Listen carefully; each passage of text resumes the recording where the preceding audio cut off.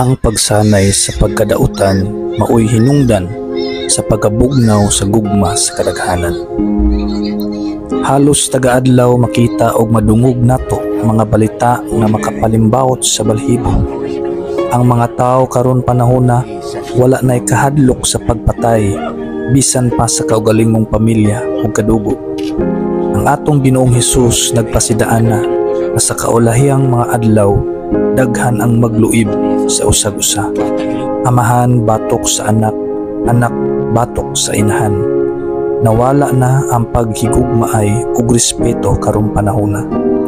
Usa sa mga hinungdan ang pagsanay sa pagkadautan. Atong makita nga ang number 1 nga platform gigamit sa kaaway karon para sa pagpakuyanap sa mga sayop ug sala kay mao ang social media.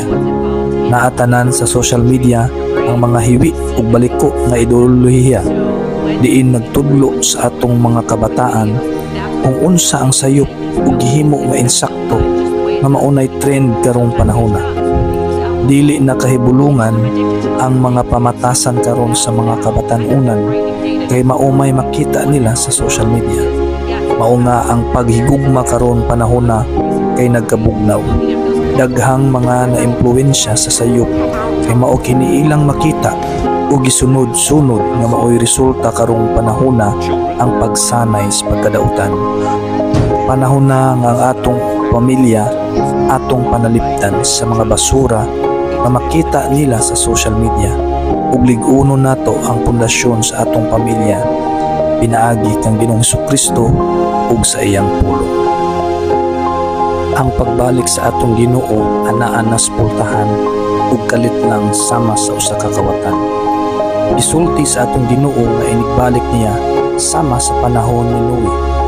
Diin naglabi na ang pagkadautan ug ang mga tao wala nay kahadlok sa Ginoo. Daghang mayubiton ug mabugal-bugalon sa Ginoo ug wala damha sa kalit lang miabot ang lunok ug daghan ang mga anod. Mauna pod karong panahona ug dili malalis nga niya na kita sa kaulahiyang mga adlaw ug sama sa panahon ni Noe. Ayaw itugot nga ikaw dili makapangandam sa pagbalik sa Ginoo.